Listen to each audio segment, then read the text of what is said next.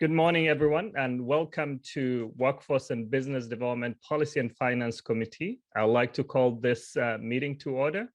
Members and testifiers, please make sure that your mics are muted while we get started. This remote hearing is being conducted pursuant to Rule 10.01. This remote hearing can be viewed on the House webcast. With that, I would like to ask the committee legislative assistant, Mr. Badri, to take the roll. Chair Noor. Present. Chair Noor present. Vice Chair Xiong. Present. Vice Chair Xiong present. Lead Hamilton. Present. Lead Hamilton present. Baker.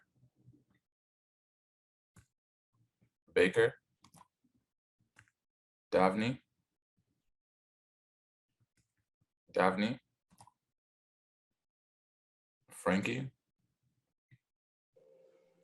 Frankie present. Frankie present. Greenman. Greenman present. Greenman present. Hallie. Hallie. Jurgens. Cagle. Cagle present. Cagle present. Katiza Watun. Present. Katiza Watun present. Olson. Present. Olson present. Xiong. Present. Xiong present. Baker. Baker present. Baker present. Davnie. Chair Davnie is presenting a bill in State Gov, so he'll be joining us. Sounds good. And Hallie. Hallie. All right, Chair Noor, we have a quorum. Members, there's a quorum present. With that, we'll entertain a motion to approve the minutes for March 9, 2022. So moved, Mr. Chair. Representative Kali Kutizo-Otun moves the approval of minutes for March 9, 2022. Members, any discussion? Seeing none, all those in favor, please say aye. Aye. Aye. Opposed? Seeing none, the minutes for March 9, 2022 are now approved. Members, it's a good day today. On a Friday morning, we're going to be discussing bills that are going to be addressing the need in our state, especially and particularly at the time where we can really do a significant improvement for the welfare of Minnesotans. So this is a good day to be discussing all these great bills. And for the bill authors and the testifiers, we've got a short time limit because we want to take care of many folks.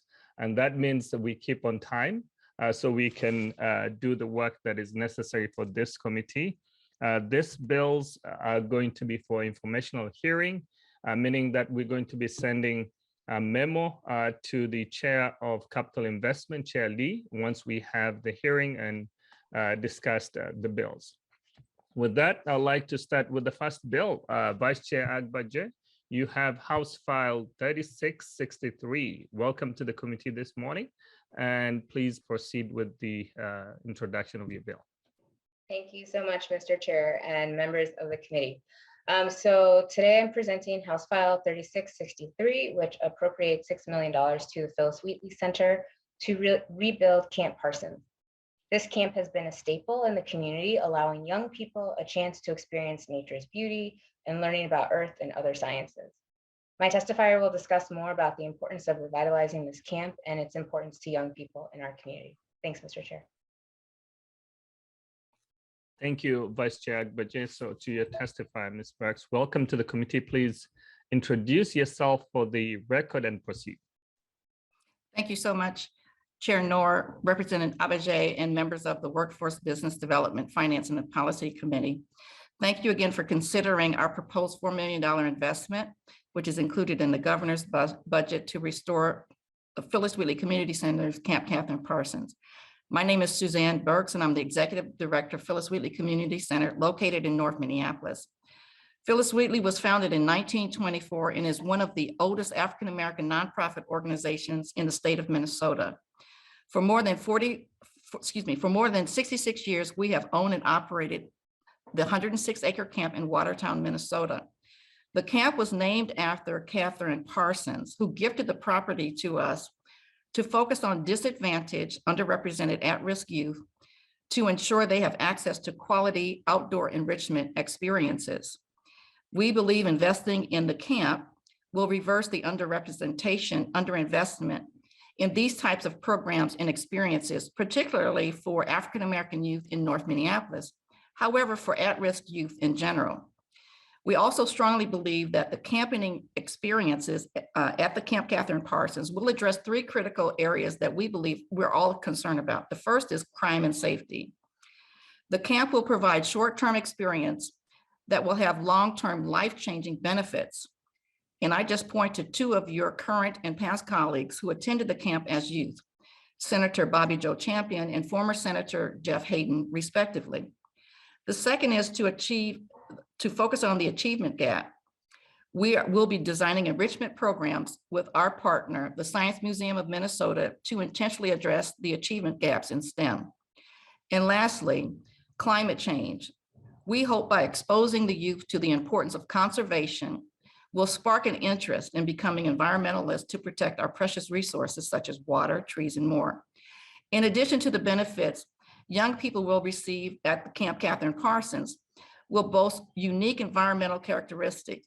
In recognition of the camp's importance to its environmental role in the community, Phyllis Wheatley and the community, the Minnesota Land Trust, entered into a conservation easement agreement in 2019 to protect 90% of the land from future development and preserve the environmental integrity of the camp into perpetuity. Generations of African-American youth have spent summers at the camp, and it is considered one of the most unique experiences of African-American culture, especially in North Minneapolis. Countless youth have returned to North Minneapolis once they've been to the camp, re-energized with new insights on how to incorporate lessons they've learned at the camp, especially around nature, into their daily lives. Sadly, beginning in the late 1980s, the camp began to deteriorate, and a lot of it was due to the major infrastructure failures resulting from more than decades of deferred maintenance. These infrastructure failures and maintenance issues forced the camp to halt all camp activities in the late 1990s and early 2000. Restoring the camp will cost about $5.5 million before it can be really provide year-round programming, including camping, environmental education, youth violence diversion, and STEAM education. Of the $5.5 million budget, we are requesting an investment of $4 million from the legislature. The remaining $1.5 million will be acquired through the combination of proceeds from the conservation easement with the Minnesota Land Trust and philanthropic investments. The following are our confirmed partners: Mortensen Construction, Snow Crowlake Architects, Cohen and Partners Landscape Architects, Ask, Frederickson and Byron, and more. We are also in early discussions with several public nonprofit programmatic partners about how to activate the camp and incorporate their programs into our offerings, and especially around our capital fundraising concerns. It is important, very important time in the history of Phillips Wheatley Community Center, as well as the camp. Phillips Wheatley nears more than 100 years in 2014, and it is important, 2024, and it is important that we advance our mission, which is to create pathways for individuals to consider their strengths and take control of their futures. Likewise, the restoration of the camp will enable us to continue our work to ensure that at-risk youth have access to unique, culturally enriching camping experiences. To that end, we also see that building the relationships with our neighbors in Carver County, Watertown, Minnesota, is really critical to that mission and experiences. Thank you, Chair Noor, Representative Agbaje, and members of this committee for your time and consideration of our request. At this time, we have our team available if you have any questions. See no questions from the members. Thank you so much, Ms. Max, for your testimony. This is much needed project that we need to look into. And with that, I thank you for your testimony today. Vice Chair Agbaje, today is your day. We appreciate you fighting and championing to do great work for our state. You have House File 3664. Yes, thank you, Mr. Chair. The second bill today is House File 3664. This bill is meant to build a regional health and wellness center in North Minneapolis for young people and their families. The V3 Sports Center is poised to become an economic development engine. The center has an Olympic-sized swimming pool that, once installed, will be able to host swimming lessons, meets, and competitions, not only for North Minneapolis, but for the state and the wider region. The bill requests $15 million for a phase of the program to complete design and construction of the project. Once set up, the V3 Sports Center will be the hub that better connects downtown and North Minneapolis. With me today is the V3 CEO, who can describe the need and importance of this project. Thank you. Thank you, Representative Agbaje. And thank welcome, welcome to the committee. Please introduce yourself for the record and proceed. Sorry. Thank you, Representative Agbaje. My name is Erica Binger, and I'm a coach, founder, and executive director of V3. And I thank each of you for hearing and considering our proposal.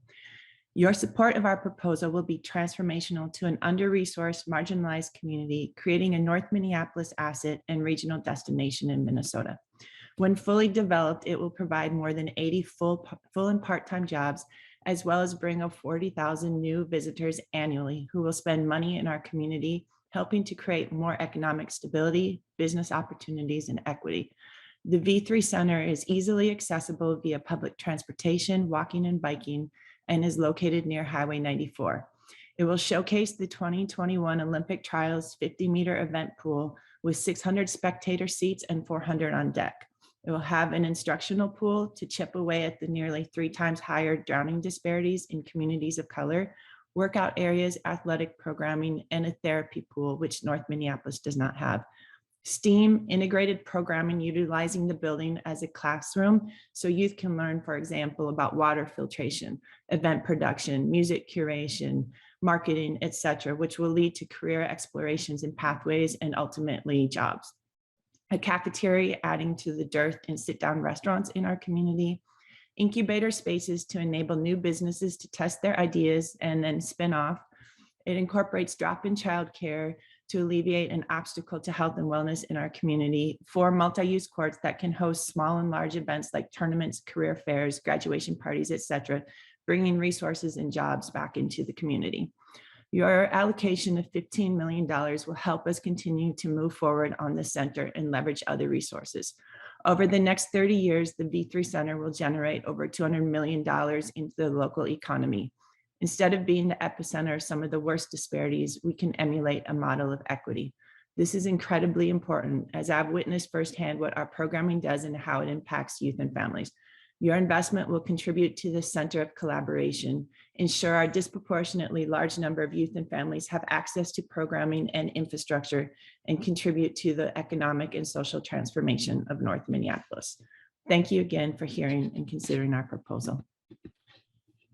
Thank you, Ms. Binger, for your testimony. I don't see any questions from the committee.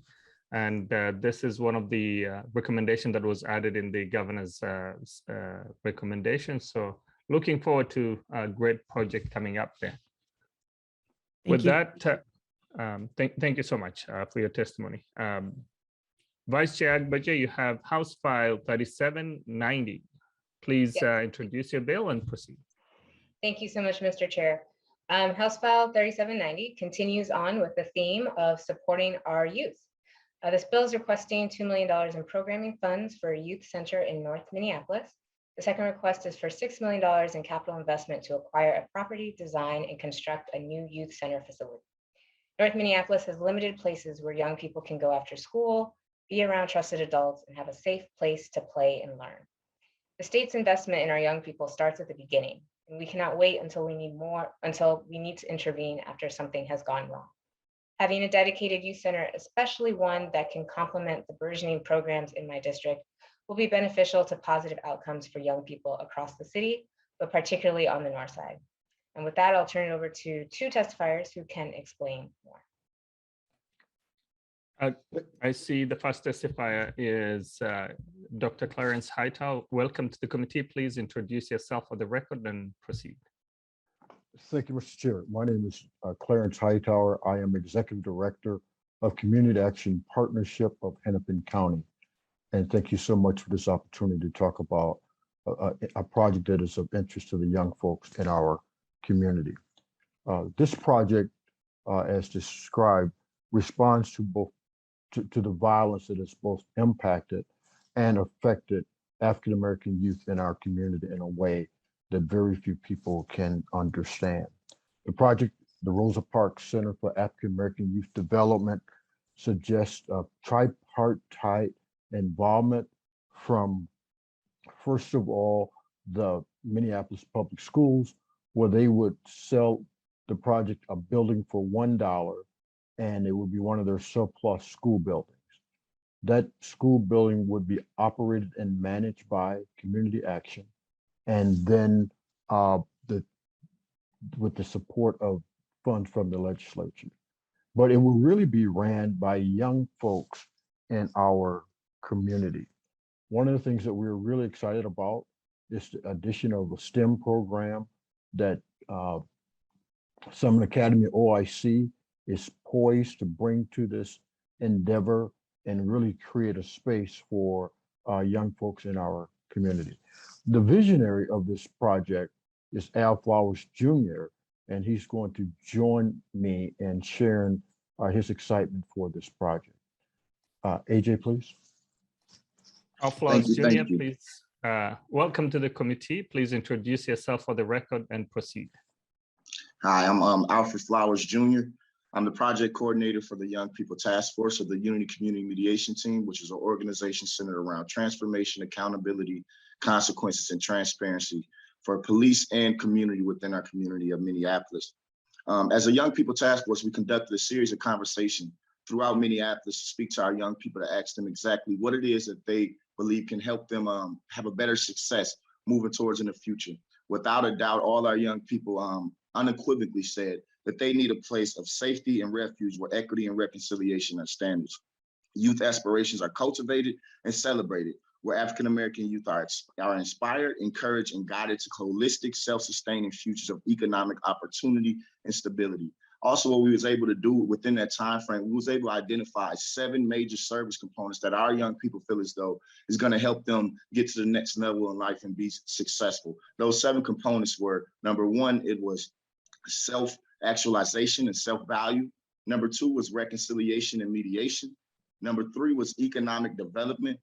Number 4 was education. Number 5 was holistic health, wellness, and safety. Number 6 was recreation and creative expression. And number 7 was administrative leadership. And these are the things that our young people identified as what has helped them. We also had 10 center principles that I would love to go in farther detail when we meet farther that our young people identified, which will help this center be successful. This is a very important project for the north side of Minneapolis, especially considering the fact that last year we had an uptick in violence. Over 90 murders we had within Minneapolis, and 75% of those murders was African-American. We had over 600 shootings, and 85% of those shootings was African-American. And I had a young person tell me, who was 12 years old, he said, AJ, I just want to make it to the simple age of 16. It was terrifying me to even think about that. But when you think of the fact that we had 5 children under the age of 12 over North Minneapolis that passed away last year due to murder, including 2 infants who were killed in the womb at the time of a shooting. When you think about that type of consideration that our young people had and what they got to deal with on an everyday basis of trauma, we believe that this center will be a center that can bring all those integrative services together for our young people so that our young people can be heard, our young people can be recognized, and our young people can get the reconciliation and mediation they need. And with that, I will say thank you and open it up for any questions. And thank you so much, Alfred Flowers Jr., AJ Jr. So I know your dad is saying hello, and I wanted to say hello to Al at the same time. So this is important. Our youth need to be seen. These are proven methods of trying to make sure that we invest. We are here because of the disinvestment that has been happening in our communities, particularly Northside. And I think this is an important conversation for our committee today. I see Representative Cagle, you had a quick question or statement? Sorry, I just wanted to say that hi to Dr. Hightower. I used to work with Dr. Hightower and just wanted to let him know I miss our fantasy football talks. Good to hear your voice and seeing your face, Representative. All right, I don't see any other comments from any member or questions. With that, we move to the next bill. Vice Chair Agbaje, you do have House File 4040. Yes, thank you so much, Mr. Chair, and thank you to members of the committee. House 4040 is the last bill I have in front of you this morning. This bill supports the Northside Economic Opportunity Network's request for $6 million to construct a food business incubation facility. NEON works with entrepreneurs across North Minneapolis as they work to build wealth and create jobs in their community. One of the fastest growing industries is in the food prep and catering business. And by having a food business incubator on the North Side, low and moderate income entrepreneurs will have access to a commercial kitchen, in addition to the program supports provided by NEON to help their businesses thrive. To discuss the specifics of the project and the need, I have with me this morning NEON's CEO. I see we have Warren McLean on as a testifier. Please welcome to the committee. Introduce yourself for the record and proceed. Here for a while. So that's Nora. That's my friend. Someone can we mute those who are unmuted? Okay, thank you, Mr. You're muted, Mr. McLean. Sorry about that. Okay. Thank you, Mr. Chair and committee members. My name is Warren McLean, and I'm President and CEO of the Northside Economic Opportunity Network. NEON is in the process of planning and constructing a food business incubator in North Minneapolis. The total cost of the project is $12.5 million. We're asking for the state to partner with NEON by providing $6 million from the general fund. I want to thank Representative Agbaje and Representative Lee for authoring our bill. NEON was started in 2006. Our mission is to build wealth for low to moderate income entrepreneurs in North Minneapolis. In the last 2 years, NEON has provided 11,560 hours of technical assistance and $6.8 million in loans and grants to 2,256 clients. The incubator itself will be located on 2110 23rd Avenue North in Minneapolis. It is going to be next to the Capri Theater. It's going to be a 21,600 square facility. It'll have 24 private kitchens. There'll be 3,000 square feet of community shared kitchen. It'll allow 40 to 50 food trucks to be accessed by clients, and 270 food business clients will be served each year. During the construction phase of the business incubator, it will produce 261 jobs. And once the food business incubator is in full operation, it'll produce another 265 permanent jobs. This facility itself is based on another facility in Chicago called the Hatchery, which is a 65,000 square foot facility. This will be a third of the size of that.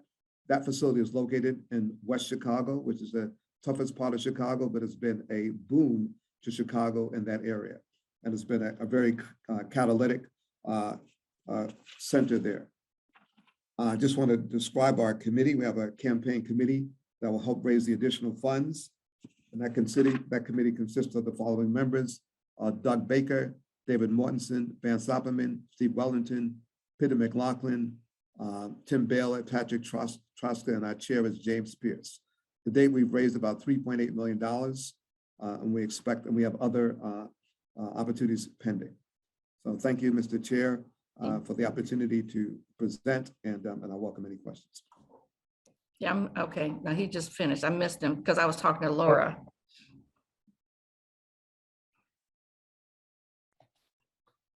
Members and also to the testifiers, please make sure that you're muted so we can get going with the hearing. So And if we are done with your bill, you may be able to watch it from the House webcast. You're not going to miss in case of any questions that may come up later. With that, thank you so much, Mr. McLean, for all the work. I know the CDFIs like you as Neon, you have uplifted many business during the difficult time we had during the COVID, the pandemic, and supporting them. I don't see any question or discussion from members. So with that, that concludes the Representative Agbaje's day at the Workforce and Business Development. Thank you so much for presenting all those bills and to the testifiers. The next bill is House File 3546. Vice Chair Hassan, please introduce your bill and proceed. Good morning, Mr. Chair and members. If I can find my document. House File, thank you for giving me the opportunity to present House File 3546, which is an ask for $5 million for Norway House expansion and renovation. Norway House was built by Norwegian immigrants and is part of our district's history. It now sits in the heart of our district, and it's part of ever-growing immigrants, non-Norwegian, of course, many of them, and the Native community. This is really important to our community and to the district. And I'll have the executive director of Norway House explain the renovation project and what we're trying to do here.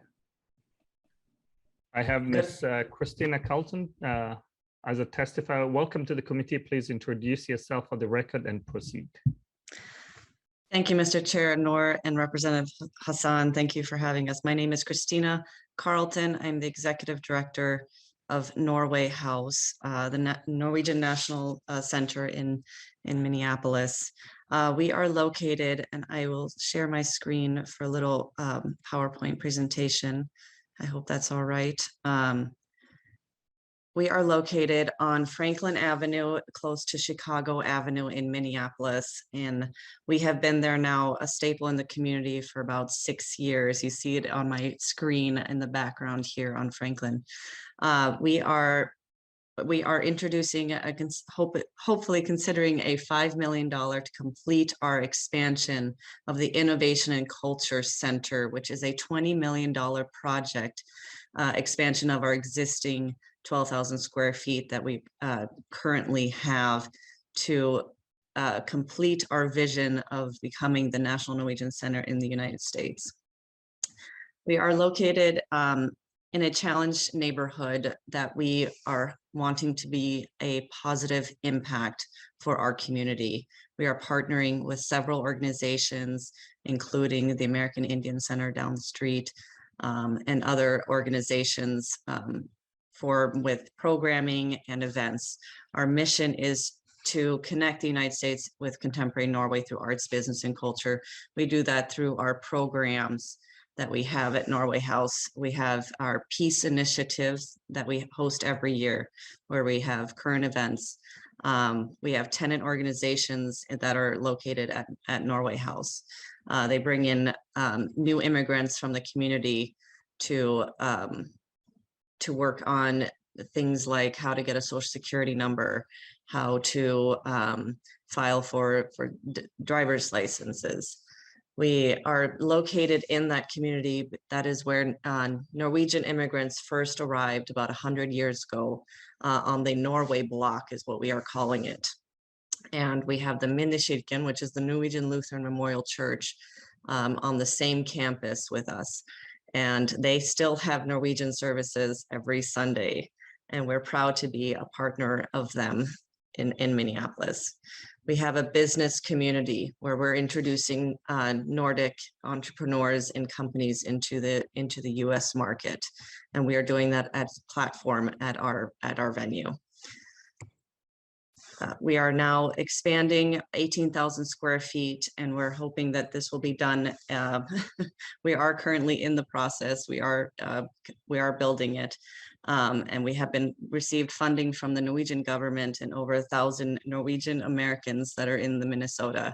Over 1 million Minnesotans claim Norwegian heritage. As you can see, this is the construction that's going on currently on Franklin and Elliott.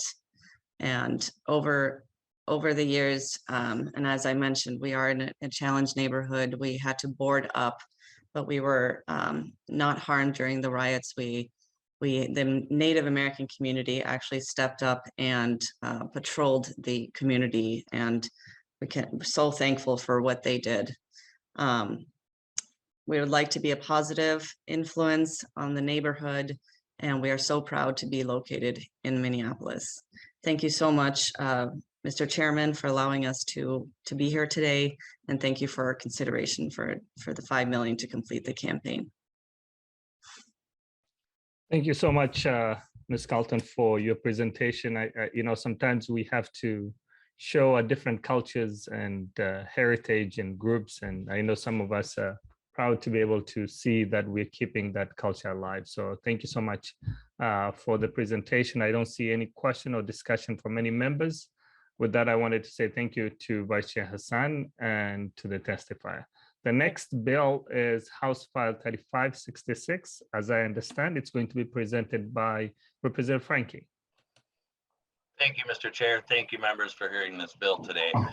House File 3566, I will be presenting and pinch hitting for Representative Jurgens, who was unable to make it today, is an appropriation for the Hastings Civic Arena for $1,450,000 for upgrades and needed improvements and an addition of some solar panels. The Hastings Civic Arena is a hub for the city of Hastings. My kids played hockey growing up. I've spent many an early morning and some evenings and lots of time there. People come from all over to enjoy the use of this facility. So I believe we have one testifier with us today, Mr. Chair. That would be Chris Jenkins, the Hastings Parks and Rec Director. I see two, but Chris Jenkins, welcome to the committee. Introduce yourself for the record and proceed. Thank you, Mr. Chair, representatives, Representative Frankie. Thanks for stepping in for Representative Jurgens today. I want to thank Representative Jurgens for bringing this forward today. My name is Chris Jenkins. I'm the Parks and Recreation Director for the City of Hastings. And what we are talking about is the Hastings Civic Arena. This facility has been a staple in our community since 1974.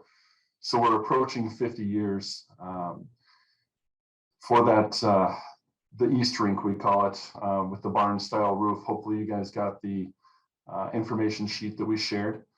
So what we're looking at is a refrigeration plant upgrade. We are still on an R22 Freon system. If you are not aware, R22 can no longer be manufactured or imported. So we are at an end of life system, and we are looking to convert that to an ammonia-based system, a much more environmentally friendly refrigeration, and much more efficient. So we're looking to save some money on energy as well there. This total project is estimated at $2.9 million. Our ask is for $1.45 million, and the city will match the other 50%. As Representative Frankie mentioned, this also includes a new roof for our West Rink, which was constructed in 1998. So it's a little bit younger, but it does help serve the hockey and skating needs for the city of Hastings, the city of Cottage Grove, Farmington, Rosemount, and other regions as well. It is an economic driver for the city of Hastings, particularly when you have 36 teams in town spending money here in Hastings at our restaurants, grocery stores, gas stations, shops, all of that.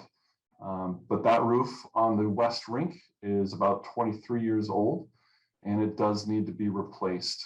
We have some leaking issues, and we want to make sure that this asset can serve the community for another 50 years.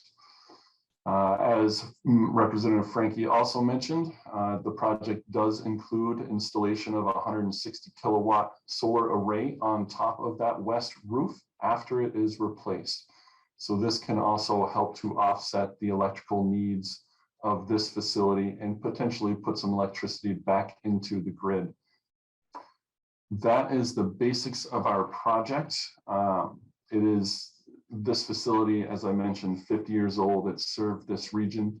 It has served players from the very first time on skates and trained them up to be professional hockey players, collegiate hockey players, and Disney on Ice skaters, who she now is back at the Civic Arena and runs the Riverblade Skating School. So she's bringing that skill, talent, and expertise back to the youth in this region.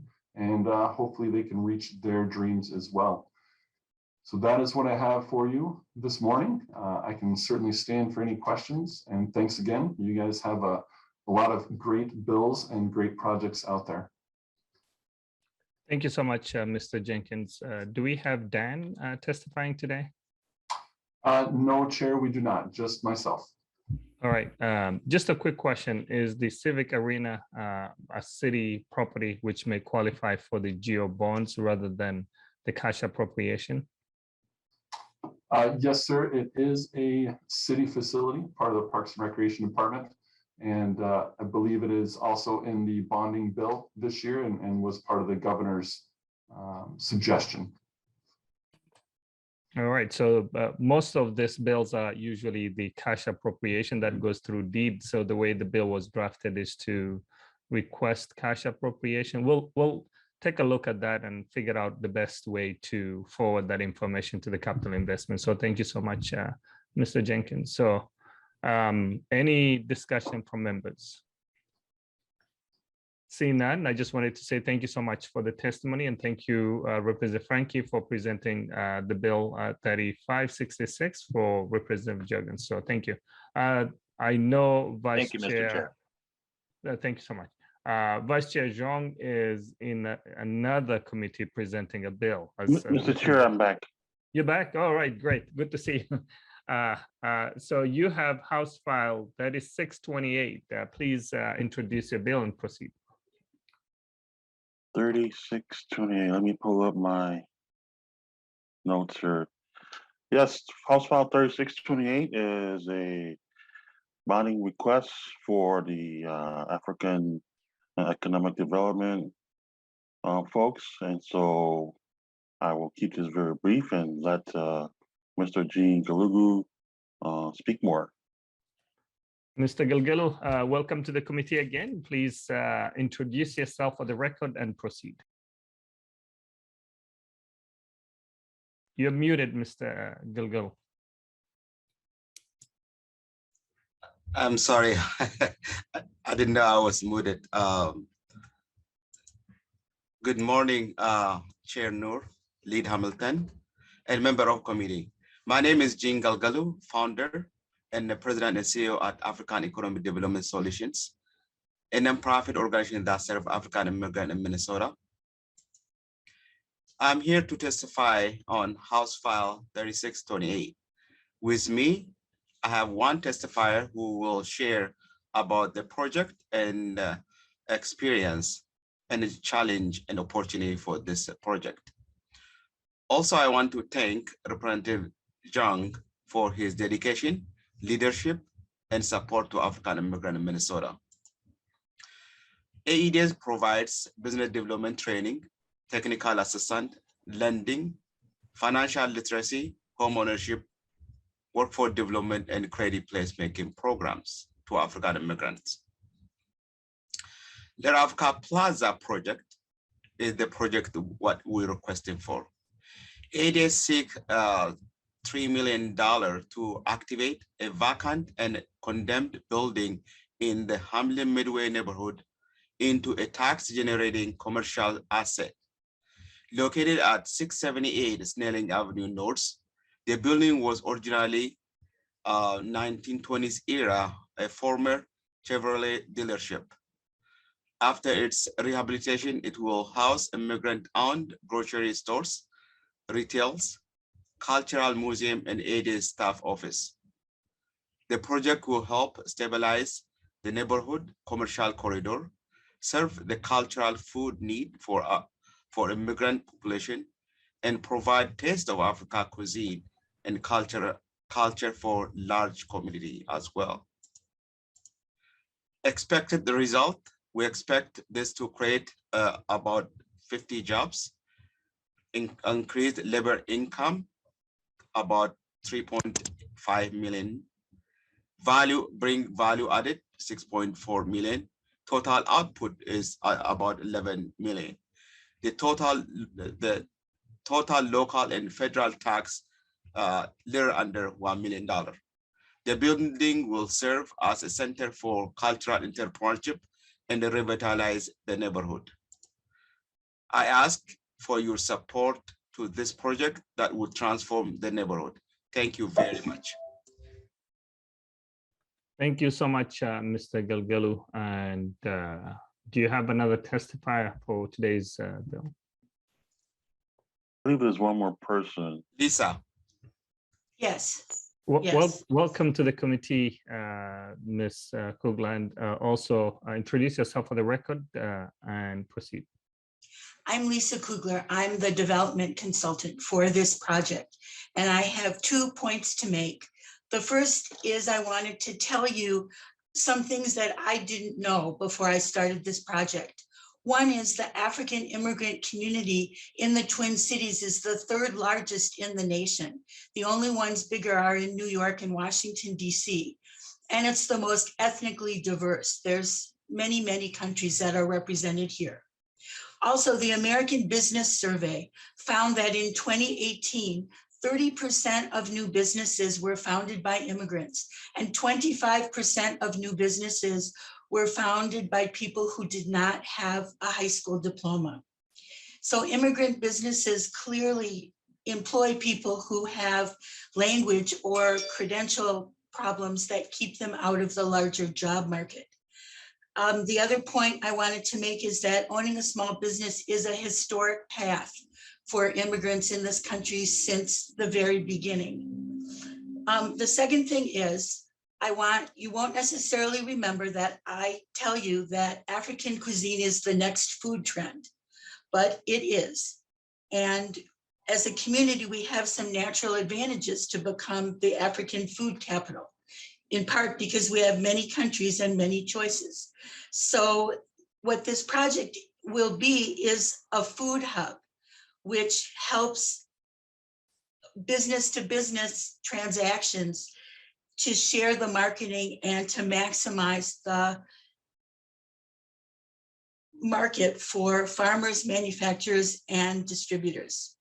So this is more than a building, it's the start of a new microeconomy. So thank you for your consideration. Thank you so much, Ms. Kugler, for your presentation. I know food brings people together, and somehow it's early in the morning. Some of us are starting to get hungry with the discussion about food and the Ethiopian, the restaurant that was impacted by the civil unrest that AEDS, the Ethiopian restaurant. So I'm grateful for all those works that are happening. Any discussion, members? I see none. We move to the next bill. So thank you to Vice Chair Xiong and to the testifiers. We have Chair Gomez bill. 1 second. I don't want to get mixed up with all the good bills that I have. It's Chair Pinto, sorry.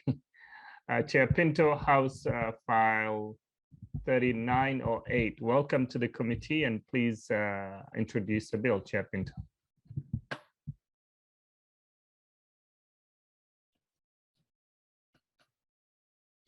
Maybe there's a reason why I skipped Chair Pinto. So we'll come back to that bill.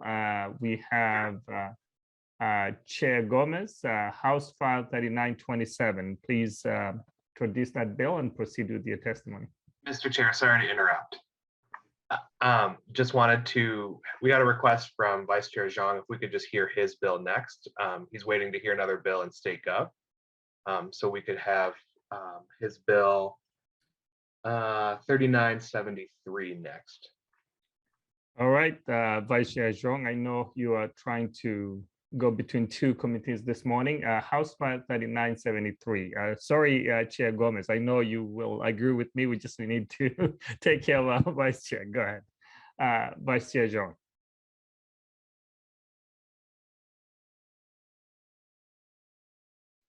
Did we lose him already? I think we may have lost him already. Sorry, Mr. Chair. Oh, well, he got the chance and he lost. So back to you, Chair Gomez. House File 3927. Thank you, Mr. Chair. And I know things get kind of hectic these last weeks before deadline, so thanks for your flexibility. Appreciate the chance to present this bill to the committee. So House File 3927 is a $27.8 million for Pillsbury House and Theater, which is a project of Pillsbury United Communities. It's a beloved and trusted by community despite its crumbling condition and kind of cramped facility. And it's located at the intersection of 35th and Chicago in South Minneapolis. Pillsbury House and Theater is a place that inspires people to dream and build better futures through innovative programs that begin with early childhood education. They have a really great childcare center there and continue through life with offerings for seniors.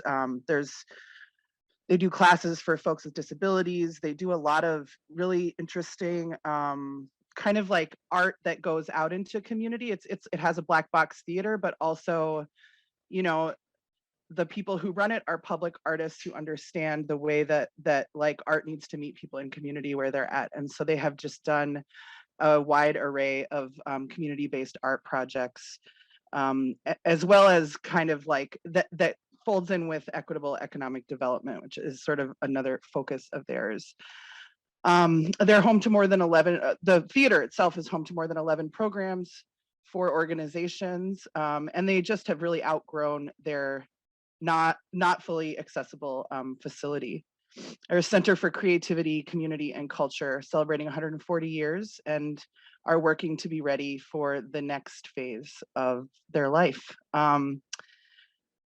Pillsbury House anchors the 4 South Minneapolis neighborhoods that converge at George Floyd Square and bring the best that arts has to offer in, with, and for the community, with high artistic expertise and an extensive network of community partners. They're a national leader in creative community development, and they serve as a powerful example of arts integrated cross-sector collaboration that improves local quality of life. And I have a testifier here to chat more about the specifics of the program. Very well, Chair Gomez. I see Adair Mosley. Welcome to the committee. Please introduce yourself for the record and proceed. Good morning, Adair Mosley, President and CEO of Pillsbury United Communities. Thank you to Representative Gomez for your leadership and Chair Noor for the opportunity to present the bill and the other committee members.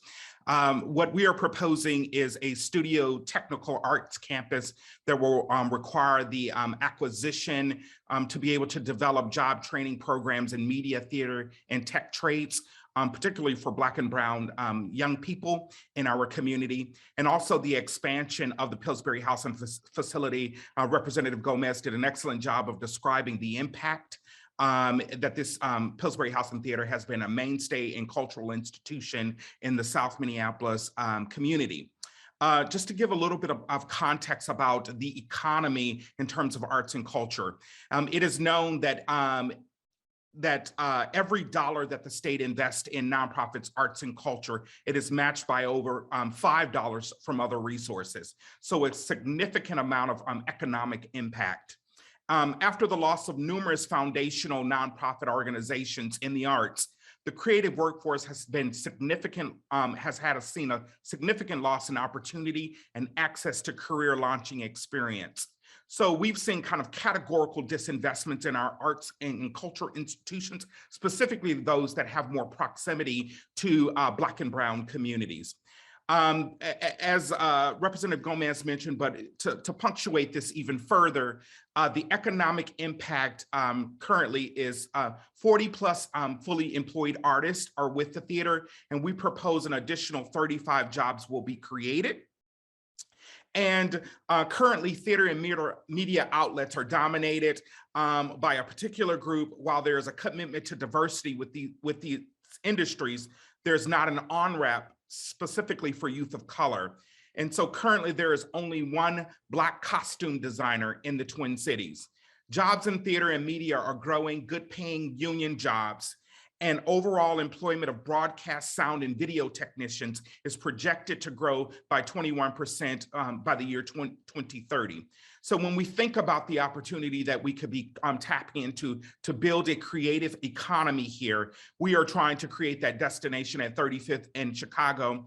And I certainly don't have to remind you all that only a few blocks away was the devastating murder of George Floyd. And so when we think about the revitalization of this particular corridor, this will be catalytic and transformative for the South Minneapolis community and more broadly, our region.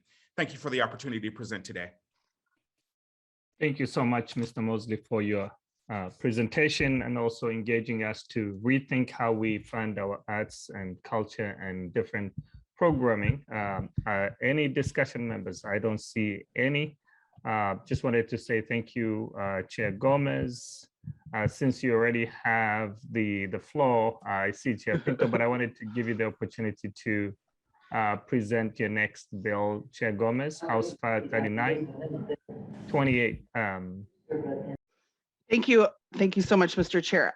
I'm just gonna quickly, because Mr. Mosley, one of my favorite things that's gonna happen in this Pillsbury House Theater project is that we're going to move we have a low power FM station on the south side called KRSM Radio, and it's just such an incredibly important community resource and asset where they're training young people in how to do radio shows, do podcasting, and it's just really become this really vital source of public information.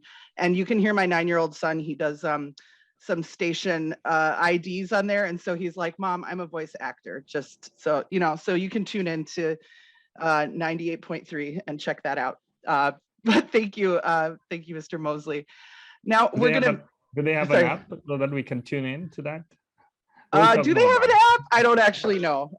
If We're so, working on a podcast to be able to coalesce all the shows. So we'll get one developed. All right, great. thank you. Thank Chair you. Gomez. Thanks for your indulgence. House File 3928. Thank you, Mr. Chair, and thanks again, committee members, for hearing about this bill. So House File 3928 is Parents in Community Action, or PICA's, request for $6 million to renovate their existing workforce development facility. So PICA was founded by Head Start parents 50 years ago, and they have 13 centers in Hennepin County that serve 2,500 children and families. And this funding will support increasing childcare classrooms at PICA's Minneapolis Training Center and increase the capacity of their workforce development initiatives. Their model increases teacher diversity for early childhood educators through their lab school dual functioning model. And during a program year, about 200 participants complete one or more of PICA's workforce development training programs. Expanding their workforce development and training center facility to accommodate more trainees in a dedicated training space will allow PICA to increase that number by more than 120 trainees per year. PICA is currently the largest trainer of teachers of color in Minnesota and serves 13% of early Head Start eligible infants and toddlers in Hennepin County. Mr. Rico Alexander has joined me today to chat a little bit more about the project. Thank you, Mr. Chair. Mr. Alexander, welcome to the committee. Please introduce yourself for the record and proceed. Thank you, Representative Gomez, and good morning, Chairperson Noor and committee members. My name is Rico Alexander. I'm the Executive Director for Parents of Community Action, PICA. We currently provide comprehensive early childhood services to over 2,500 infants, toddlers, preschoolers, and pregnant mothers in Hennepin County. In addition, we have over 52 years of experience in training and workforce development programming. PICA is requesting funds to renovate its early childhood facility in Minneapolis in an effort to expand our lab school and consolidate all of our training programs under one roof. The $6 million state funding request will cover 75% of the total project cost of $8 million. The remaining 25% of funding for the project has already been secured from multiple funding sources.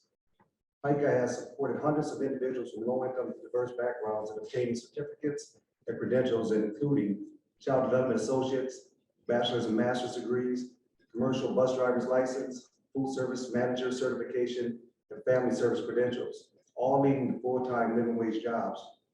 Our staff is racially and ethnically reflective of the children and families that we serve. 88% of our staff of over 400 are people of color.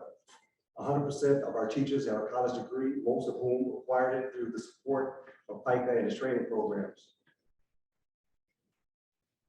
PICA is fiscally and programmatically sound. We have over 40 years of property management experience in building and renovation. We currently operate 14 locations throughout Hennepin County, maintaining all of them in excellent condition. PICA has long-term collaborative agreements with public schools, health and dental entities, homeless shelters, chemical dependency programs, multiple other service providers, as well as colleges and universities. We are one of only 9 of over 2,000 National Head Start programs nationwide designated as a National Head Start Program of Excellence. In closing, I would urge you to support House File 3928. This will allow PICA to continue the job of providing supportive pathways to work for our most disenfranchised populations. I would now like to introduce you to Adrian Paston Diaz, one of our teachers who has been successful in obtaining multiple credentials and certifications through PICA's professional development program and training. Welcome to the committee. Please introduce yourself for the record and proceed. Make sure I get her on here.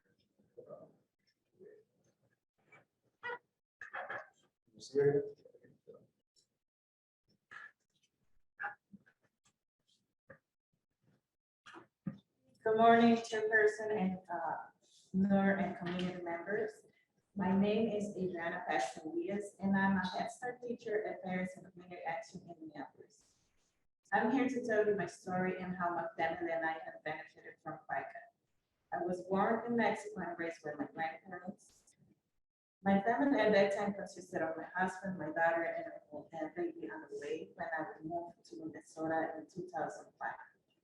I got a job at a restaurant and one of my coworkers had told me about PICA. I came to PICA in 2008 to inquire about PICA and ended up signing my children up to attend PICA. When I met one of my children's teachers, she immediately told me about becoming a parent trainer, not knowing that this would be the beginning of my career at PICA. I started my parent training in 2010, working in the infant toddler room. While in the infant toddler room, I learned so much about the development of young children. This experience not only helped me get a glimpse into PICA, but it also gave me the insight to the development of my own children, being a young mom. After completing my 96 hours of parent training, I decided that this was something that I wanted to pursue to apply to be a parent training intern in the intern program, working with infant and toddlers. I work full-time in early Head Start classroom, learning what it takes to be a teacher, how to do a lesson plan, and interacting with the children. During this time, as part of the internship, I was able to attend PICA's CDA program, Child Development Associate, a nationally credentialed early childhood certificate. This credential includes completing 120 hours of training, 450 hours of classroom experience, writing a portfolio, and passing a test. After completing my CDA and my internship, I was hired to be a teacher at PICA. I began my career working a full-time program operating 8 hours a day, 5 days a week, 12 months per year. I also work in a preschool classroom in the collaborative program. The collaborative program is a program where Minneapolis and PICA staff work together in the classroom, teaching children with special needs. I am very lucky to work in a very diverse program where the staff reflects the children and families, both in culture and language. Having diverse teachers is very important to me and for the children. I wanted my children to be with teachers that look and talk like them. My 3 children graduated from PICA, and they still remember their experiences and how happy they were knowing that I was working at PICA. They were always excited to go to school and play with their classmates. I would also like to point out that I graduated in 2019 from Minneapolis Community and Technical College through PICA. Being the first in my family to attain a degree in college, my life has changed so much with with being part of FICA. I would have never thought that I would be where I am because of this career in FICA. My family has benefited both financially and culturally. At FICA, we're not only given a head start to children, but I was given a head start to becoming a teacher in this program. I didn't want to cut you off on the testimony, but I just wanted to say, we have got other bills. If you can wrap up your testimony, I appreciate that. Okay, my children and I have at FICA, I want other children. Oh, sorry.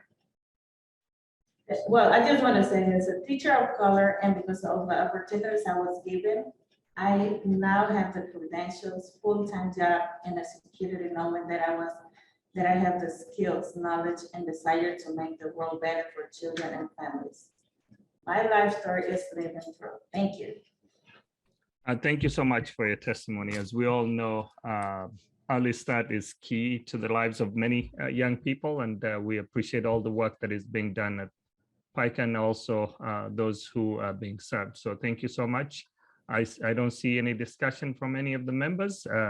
We know, thank you, Chair Gomez, for bringing your bills. Looking forward to supporting very great programs that you have presented to us. So thank you.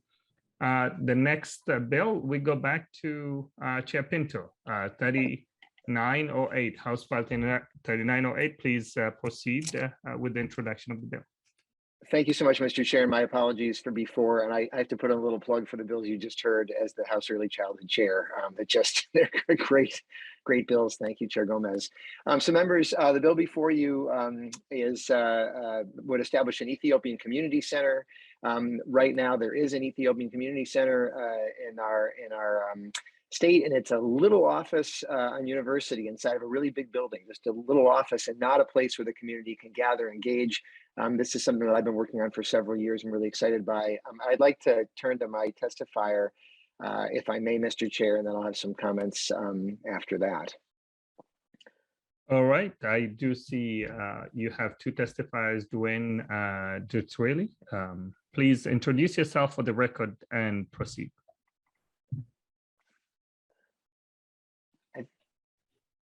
Oh, sorry. I think it's Mr. Yisma, I think. Yes, I have good Girma. Please welcome to the committee. Sorry, many bills that you keep on skipping, which, so sorry about that. Mr. Girma Yisma, welcome to the committee. Introduce yourself for the record and proceed. Thank you, Chair Noor and committee members. My name is Girma Yisma. I am the chair of the building committee for the Ethiopian community in Minnesota. Thank you, Representative Pinto, for sponsoring our bill, and Chair Noor for being a co-author on the bill. We are humbly asking for $2.5 million to purchase and renovate a building which will serve as an Ethiopian community center in the heart of the Twin Cities. The building we plan to purchase is located in the Midway area, which is an area that the Ethiopian community is very familiar with and is accessible by various forms of transportation. The center will be a hub for Ethiopians residing in Minnesota. It will help facilitate interactions with Ethiopian Americans, the larger Minnesota communities, to pave the way for easier integration into Minnesota. The center will assist the young, the elderly, job seekers, students, and newcomers to become contributing members of their new home and attain the American dream. Specifically, we'll use this space to teach about our languages, culture, art, and provide entertainment. Celebrate cultural holidays and special events. Gather in times of need, like mourning when somebody passes away.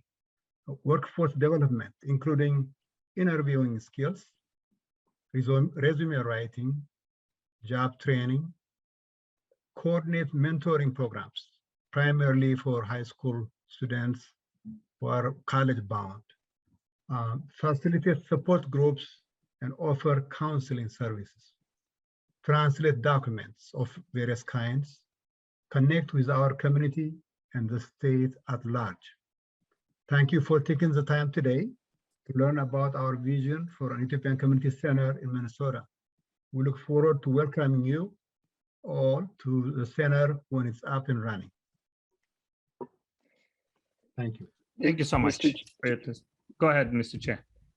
Thank you, Chair Noor. And I believe Mr. Yuzma is the only testifier. I think we have somebody else on to answer questions if necessary. I just wanted to highlight for members that this really is an extraordinary opportunity. We have Ethiopian Minnesotans in all of our districts. And as Mr. Yuzma said, they need the chance to gather. This is where human beings, we need to be with one another, and the chance to celebrate, and the chance to mourn, and the chance to pass along culture. And many of our other communities in Minnesota have those spaces, and the Ethiopian community does not have that space. I have a number of Ethiopian Minnesotans in my district, which is a very particular interest for me, but again, we all do as well. And this is just a terrific opportunity to let this group of Minnesotans be able to gather together and be with one another in a place that they have not had that chance to at all up until now. Thank you so much, Pinto. As our state grows in different demographic, we need to be able to look into how we can integrate different communities, and Ethiopian community plays a major role in our state. So thank you so much, Mr. Girma Ismail, for your presentation. I see, with that, thank you, Chair Pinto. I don't see any question or discussion from members. I go back to Vice Chair Xiong's bill. House File 3973, Vice Chair Xiong. Thank you, Mr. Chair. This is a bill that's seeking appropriation to build a new community center on the east side of St. Paul that would house a health center and youth development.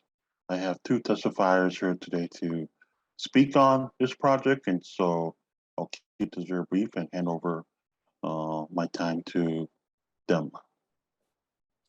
Very well, Vice Chair Xiong. We have two testifiers, Dwayne Dutrelli. If I made a mistake, please correct me on that, and introduce yourself for the record and proceed.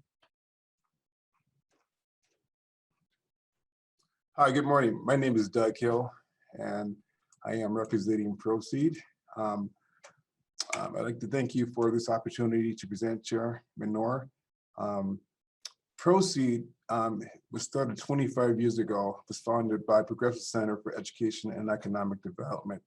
Initially, it worked to provide low-income housing for the East Side and other St. Paul residents. Proceed also founded the Progressive Early Childhood Education Center more than a decade ago to provide early education for urban youth, and the largest Black college tour in Minnesota to expose urban youth to post-secondary options. Currently, Proceed outreach programming has expanded to address the needs of the East Side and now focus on 5 areas: employment, education, youth enrichment, health, and civic community events. Our mission is to support and cultivate in our youth a robust interest in higher education while providing youth with tools to support education and lifelong success. In the spirit of our mission, we are asking today for a capital investment of $6.7 million to design, construct, furnish, and equip a new community center for East Side of St. Paul. Our vision is for the center to support the community through after-school programs, college preparation courses, and a community health clinic. The center will benefit the community by providing alternative educational models for youth who may not normally see a path to higher education. The after-school program will provide support for students who not only need after-hour cares, but will also have staff capable to work with and assist with homework and educational needs.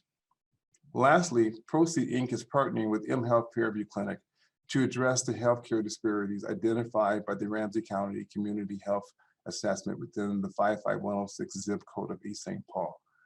The partnership between Proceed and mHealth Fairview will provide access to healthcare to low and moderate income community members. It is our belief that by partnering with a major healthcare provider, we will be able to leverage the trust that has been established in the community with Proceed Inc. and drive greater healthcare access to low-income residents in that community. Health in all policies is based on the recognition that our greatest challenge, like health inequities, are highly complex and linked to determinants of health. The community will provide education support, healthcare food shelter, and youth enrichment programs, and other wraparound services to the community of East St. Paul. We hope that the value of our capital investment ask has been demonstrated through our short presentation. And again, thank you for your time and consideration. Thank you, Mr. Hill, for your presentation on the bill. I don't see any discussion from any members. So the next bill is Vice Chair Christensen, House File 3978. Please introduce the bill and proceed. Thank you, Mr. Chair, and thank you, members. In October of 2021, the Washington County Heritage Center had its grand opening, and we were all mesmerized by the performance of Native Americans in a drumming ceremony. The opening was a success, was well attended, and the mission of the center is to preserve, protect, and share the history, the real history of Washington County. The public side of the center is open now to the public, but we are in need of dollars for the storage area of the center. The cost of the project is $1.2 million, and House File 3978 asks for $600,000. The center will match the rest of the funds. So, Mr. Chair and members, I will introduce my testifier, Ryan Collins, who's on the board of the Heritage Center. He wears many hats. He's a local history teacher, and he's also sits on the city council. And I have on hand for questions Brent Peterson, who's the executive director of the Washington County Historical Society. So thanks for listening. Yeah. Thank you, Councilmember Collins. Welcome to the committee. Please introduce yourself for the record and proceed. Thank you, Mr. Chair, committee members, and Representative Christensen. My name is Ryan Collins. I'm the Vice President of the Board of Directors of the Washington County Historical Society. I'm here with our Executive Director, Mr. Brent Peterson. Washington County is the gateway to Minnesota, offering a shared history with all Minnesotans. The land that is now Washington County has a story to tell, from the Dakota Oyate, the Anishinaabe, those from Europe, Africa, Central America, and Asia. One day our own story, as well as the story of future generations, will also be a part of this legacy. History doesn't just come from textbooks. Artifacts provide meaningful interactions with the past. In October 2021, the Washington County Heritage Center opened with a 12,000 square foot space with exhibit galleries, a research center, and an educational space that is bigger than my middle school classroom. Our galleries include exquisite Native American beadwork from the Ojibwe, black baseball in Minnesota, highlighting Bud Fowler, who played in Stillwater in 1884 and is about to enter the Baseball Hall of Fame, early photography, fashion, pioneer life, as well as the lumber industry of the late 19th and early 20th century. We are now moving beyond our first phase, and we ask for your help. Preservation of artifacts is a vital part of the process, and we are seeking the space and equipment to properly do that. When an item is donated to our organization, it is expected that we will preserve it in perpetuity. Our current storage space, located on the property of the Warden's House Museum, the surviving remnant of the territorial prison, is full. We simply have no available space. While phase 2 may not be as flashy as the first, it is the most important for our mission of preserving, promoting, and disseminating the history of Washington County. We worked with the Minnesota Historical Society to ensure our plans meet proper preservation standards. Our storage area will be 4,000 square feet and will cost approximately $1.2 million to complete. Our roof insulation must increase from 3 inches to 10 inches, which is the industry standard and appropriate insulation. Also included are movable storage, shelving, proper storage containers, and 8 new HVAC units on the roof to provide adequate temperature and humidity control. As an educator, I understand the importance of ensuring that history includes all voices, especially those that have been underrepresented in the past. We have a shared legacy as Minnesotans, a legacy that begins with the Dakota and Ojibwe, the original inhabitants, to you and I, and those who will come after us. On behalf of the Washington County Historical Society, we ask for your support of HF 3978 so we may continue to provide this for generations to come. Thank you. Thank you so much, Councilmember Collins. Mr. Peterson, for a brief comment or statement on the bill. Mr. Peterson is available for questions if there are any. All right. Any discussions? Seeing none. Members, thank you so much, Vice Chair Christensen. We now move to House File 4061, Representative Boldon. Welcome to the committee. Please introduce your bill and proceed. Thank you, Mr. Chair, and good morning, members. I'm grateful for the opportunity to present House File 4061 to you today. The Children's Museum of Rochester is requesting $4 million in state funds to expand and renovate their current space located at the Apache Mall in Rochester. The project estimate includes pre-design, design, and construction of the new and existing spaces, as well as the design, fabrication, and installation of hands-on exhibits to complete the new addition, which also includes a large outdoor green space. The museum's current space is about 10,000 square feet, of which 8,500 square feet are dedicated to exhibits and programming space, and the remaining 1,500 square feet is used for storage and office space. This expansion will provide additional square footage of 7,300 square feet dedicated to more hands-on exhibits. After opening in 2020, the Children's Museum of Rochester saw great success, exceeding every expectation, and they have already outgrown their space with over 50% more visitors than projected. I was just there last weekend, and I can verify this is an excellent resource in our community, and these additional funds will allow them to grow to better meet the needs of the children and families in Rochester. And with that, Mr. Chair, I'll turn it over to Lindsay Hemker, who is the Development Director, to share a bit more. Thank you. Ms. Hemke, welcome to the committee. Please introduce yourself for the record and proceed. Thank you, Chair Noor and members of the committee, and thank you, Representative Boldon, for authoring and introducing our bill. Good morning. My name is Lindsay Hemker, and I am the Development Manager for the Children's Museum of Rochester, also known as SPARC. We are also part of the Greater Minnesota Children's Museum Coalition. I am here today to speak to House File 4061, which would provide $4 million for indoor and outdoor expansion and improvements to our current Children's Museum. In August of 2020, we opened our doors in the Apache Mall of Rochester, expecting to support around 40,000 visitors that year. And even during the COVID-19 pandemic to date, under a year and a half later, we have welcomed over 85,000 visitors, and that's more than doubling our anticipated reach. Our mission is to enrich the lives of young learners by creating shared interactive experiences that engage people of all ages in the joy of play, the power of learning, and sense of community. The Children's Museum of Rochester focuses on STEAM, cultural connectedness, and health and well-being in a collaborative learning environment. Last year, we served 81 counties in Minnesota and had an average of 300 visitors per day, with 25% of those families being served from low-income households. Through the year, the museum has executed over 500 hands-on programs in our space with over 200 community partners.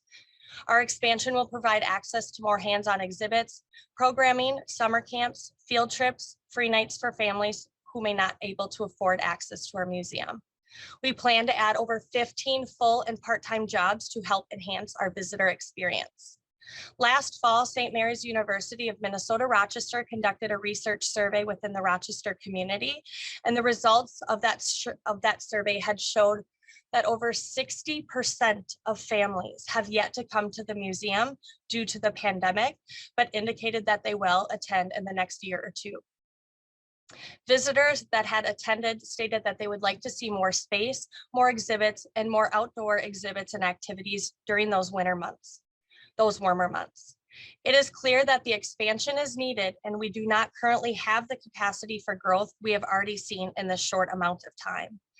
Over the course of the pandemic, children's museums have become even more critical and a community asset, serving families in need of educational opportunities outside of their home and school.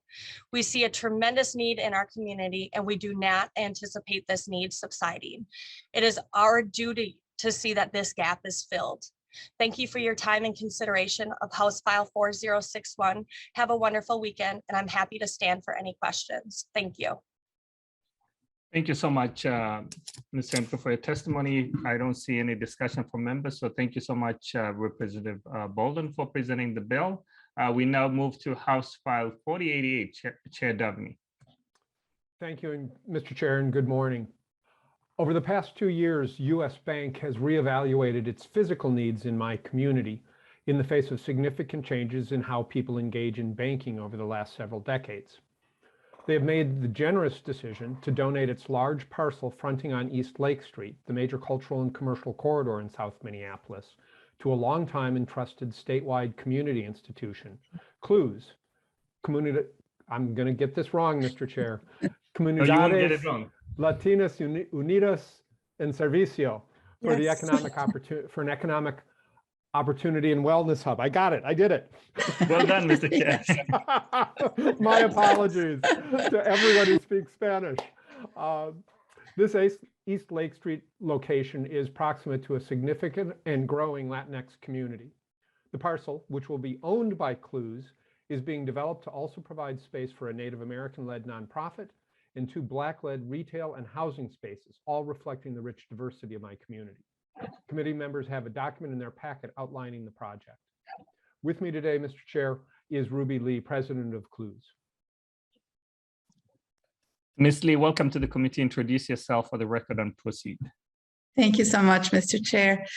Good morning, and thank you, Representative Davnie, for not only representing our bill, but speaking Spanish for all of us. So thank you.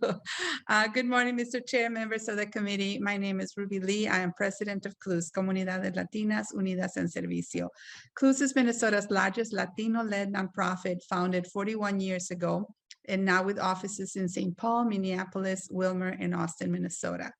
Today, 140 staff and over 600 volunteers provide access and opportunities through multi-generational holistic services that foster neighborhood and cultural development, health and wellness, food, education certifications, technology training, and economic prosperity building for families and community.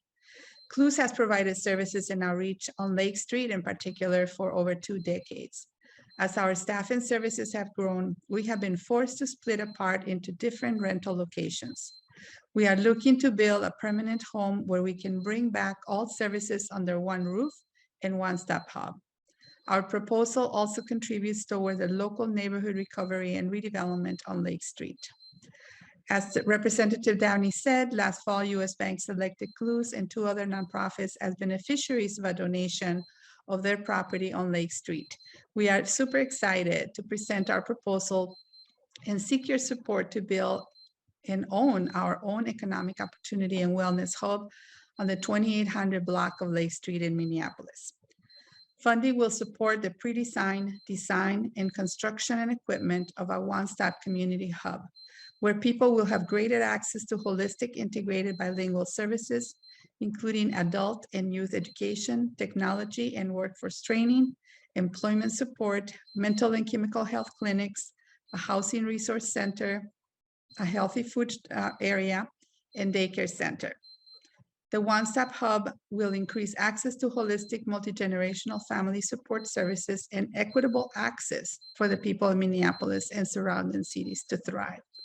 This project is a unique opportunity for all of us and for the state to direct resources to a community in an area that merits redevelopment and support. That concludes my presentation, and I stand ready for questions, if any. Thank you so much, Ms. Lee, for your presentation, and the president of Comunidades Latinas Unidas en Servicio. So we can all learn to speak different languages. So I don't see any discussion from members. Thank you. I know the great work you've been doing, including during the pandemic. So thank you so much for your presentation. Thank you, Chair Davnie. The next bill is Vice Chair Vang, House File 4100. Please introduce your bill and proceed. Thank you, Mr. Chair, committee members.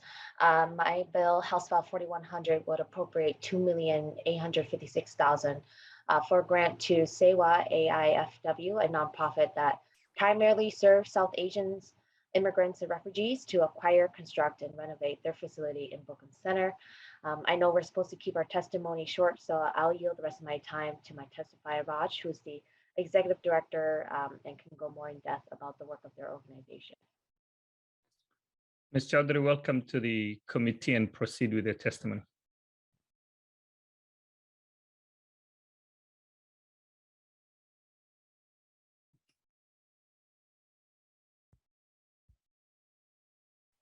Raj, I think you're muted. Okay. Thank you, to Mohammed Noor for visiting our office in 2020 spring. Do you remember coming to the Lake Street? And we Yes, enjoyed indeed. and we enjoyed some very good Indian food, samosas and tea and whatnot. But today it's all about the space that we are requesting. This community of South Asians, I wanted to make sure that the committee understands that there is the difference between Southeast Asians and South Asians. The population that I'm speaking about is South Asians coming from India, Pakistan, Bhutan, Nepal, Sri Lanka, Trinidad, Caribbean, Guyana, and now, of course, the newly arrival Afghan refugees and immigrants. So these are the population we serve. We are the second largest Asian immigrant group in the Twin Cities, and who provide services in the area of domestic violence prevention, health initiatives, seniors, youth programs, and much more, and also for refugee resettlement programs. So we can move on the slide next. So one of the things that we are asking this committee is that we have been, like the clues person said, that we have been renting spaces here and there, and our needs have increased so much that we were split during 20 and 21 between two locations. It was very difficult to and very challenging to be split into 3 different areas, especially when a portion of the time we were spent to work remote from our homes. So we all would like to be under one roof, and hence we are looking for support from this committee for our Bill 41. We have given all the presentations and letter of support to the committee. Next slide. Here you can see that we have our women's program, very strong women's program. We have a 24/7 crisis line, and that serves the domestic violence victims that call us. 70% of them are domestic violence. The rest are everything else, including the health requirements. Because we are a trusted messengers of MDH and Hennepin County, they look upon us to give out the messaging of COVID or any emergency health information that need to pass. Our second most biggest important that we have given a space to our LGBTQ plus communities. Here, last year in 2021, SEWA held the first ever Shakal LGBTQ parade in August of 2021. So we are very proud of the programs and the diversity that we are offering, including healing sessions, workshops, and art, music, and cultural events. So we give a space to all the women, including seniors, LGBTQ plus, women, children, you name it, and we have it. Next slide, please. Here you can see that in 2000, when the pandemic came, we pivoted our programs to serving food and meals and hot meals to the community. And the hot meals are vegetarian, wholesome. We did not have this program until there was a need established by the community. So one of the staff members, they offered their home. We were working out of a garage, cooking food and serving and giving out those cultural pantry. The space that we are looking for will be having a community kitchen, so that we are able to serve this aging community. Many of the seniors, as you can see, are homebound. They are not able to get out and do their grocery shopping, so a cultural pantry will be included in there. And also in the community kitchen will be a training program for hospitality industry. So if people are looking for a job, we are able to train people to serve as servers and also chefs that can provide meals and education on how to serve in the hospitality industry. The area also, the seniors that you look here are mainly, there's barriers in languages, there's language barriers, there's transportation barriers. So SEWA is a direct service provider of all these services. Next slide, please. As you can see that we have a men's circle going on. This is to engage the men. Our biggest program is our domestic violence prevention. And many of the calls that we received are from women and men. So we are taking this an aid to engage the men and starting with cooking for and learning from each other. Yes. Mr. I do want to cut you off on your testimony. We're running short today on time. If you can wrap up your testimony, members, when we are now in addressing some of our diversity and cultural needs and many good programs, we will stay for a few minutes to finish our scheduled hearings. And for a few minutes extra, I'll ask you to support us to complete the bills. Absolutely. So one of the things, essential part is that we are teaching the community, the local area community colleges hands-on learning experience in these community-based health clinics, where they are trained to get jobs, where the healthcare providers are also getting training. The funding that we have requested in the auditorium area, in the warehouse, is to develop that clinics so they can do a hands-on learning experience with cultural communities. With that, I thank you all so much for our presentation. Thank you so much, Ms. Chaudhary. Any discussion, members? I don't see that. So thank you so much, Vice Chair Vang, and also Ms. Shuri for the presentation. Looking forward to seeing the center being built in Brooklyn Center. Chair Davnie, sorry, they'll be moving away from your area. So yes, it will be. With that, House File 4116, Vice Chair Hassan.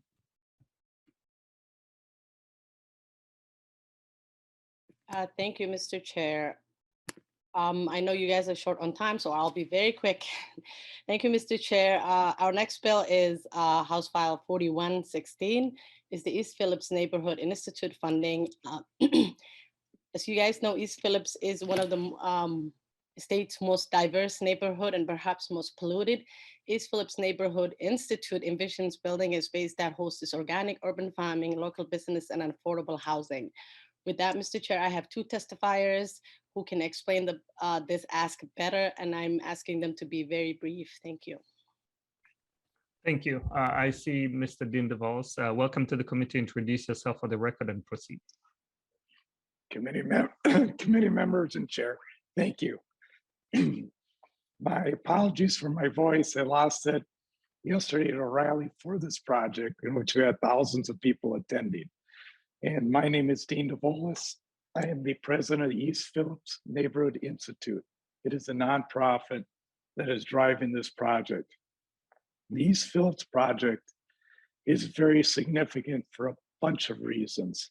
And we just received a positive vote from the Minneapolis City Council yesterday, and then we attended a rally with 3 council members. The East Phillips Institute is a 230,000 square foot building in South Minneapolis at 26th in Lindale. It is going to be community owned, meaning owned by the members of the community. Think of the Green Bay Packers and how the community owns those shares and the pride they have, especially helps when you have a good team.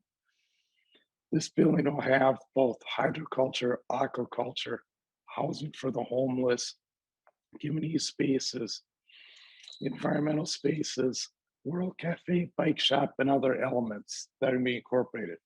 It'll also have the largest solar array in the Twin Cities. It'll generate 1,000 jobs within the community. So not only about the employment creation, but the community ownership of the facility, which will be shares for community members, for building tenants, and for outside investors, which I have interest to. This project will start to pave a new way of development in the Twin Cities. So not the traditional, which is owned by a large landlord outside the community, but of the community, owned and managed by the community. So this is a big deal. And it's a big change that's going to have to happen economically in the process. It's being driven by the cultural communities of East Phillips, the East African community, Latino community, and the Native American community. So it's really rich in its cultural diversity.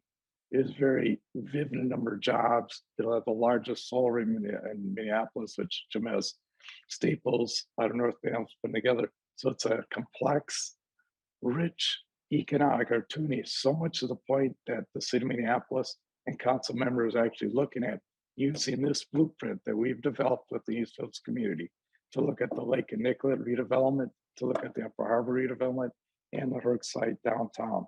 So committee members, thank you for hearing us out. Thank you for putting up with my voice. It was worth it because at the rally and support for it. So I turn the floor over to my colleague so she may speak. Thank you again for hosting us. Ms. Hobbs, welcome to the committee. Introduce yourself and proceed with a brief statement, please. Running out of time. All right, thank you. Bonjour, my relatives. My name is Cassandra Holmes. I'm a longtime resident at Little Earth of United Tribes, which is makes up about a fourth of East Phillips. It's one of a kind in that it's the only Indian preference housing in an urban area in the country. It represents about 38 different tribes at the moment. That's how many different people live in our 212 unit that come from 38 different tribes. And the reason why this is just so important for me personally, I have experienced great loss. I had lost my son at 16 years old from a heart condition he was not born with. It was accelerated by our environment, our environmental injustice area. And I just wanted to share that, like I'm not the only one who experienced the loss of a child from asthma or heart conditions or lung conditions in this community. And I'm sure I won't be the last. This is just such a big need because it would just we need this opportunity for our community, for our community members to have pride in something. This will be green jobs, green training, green housing, green education. And it's so important because, with the death of George Floyd and the loss of a lot of like stores around us during that time, it was farms, but in particular, I will talk about the Little Earth Farm. Our Little Earth Farm really helped our community members in East Phillips and Little Earth and just all around with our food that we were able to get together, that our youth are the ones who planted it. They harvested it and then they baked it up and shared it with community members who did not have cars or our elders who were not able to make it to the stores. So just this project is so important. This project is so important on so many levels. And I know we don't have a lot of time. So I personally, and I know a lot of members from EPNI would, if you want to reach out to us, we'd be more than happy to answer any questions. But I just want to say thank you guys for taking the time, for listening to us and for caring and for all of your hard work. So thanks, relatives, and Chimigwech. Thank you. Chimigwech and Ms. Hobbs and Lead Hamilton. Thank you, Mr. Chairman. I would just like to offer up my support on this project.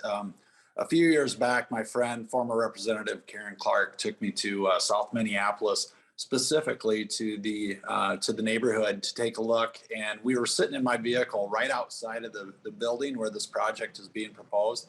And she shared her vision on the Urban Agriculture Initiative.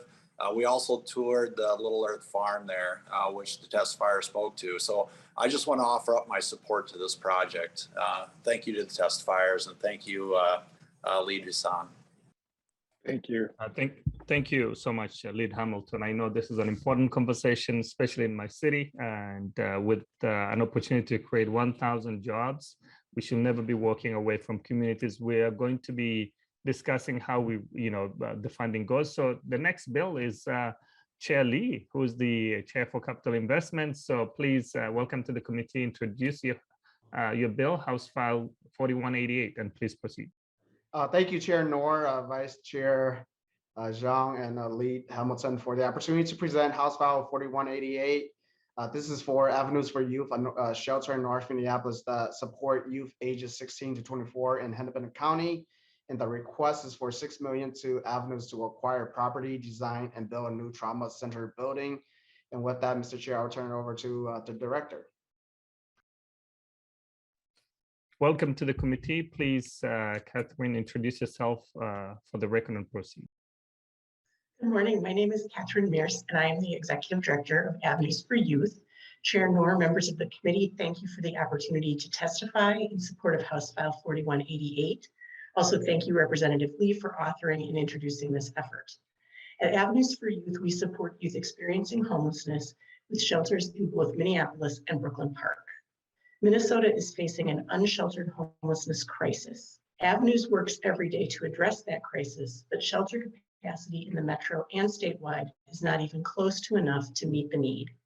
Avenues provides emergency shelter, short-term housing, and support for youth experiencing homelessness in a safe and nurturing environment. Every year, we support more than 300 young people. However, youth homelessness continues to grow. In Minnesota, an estimated 13,300 youth will experience homelessness every year.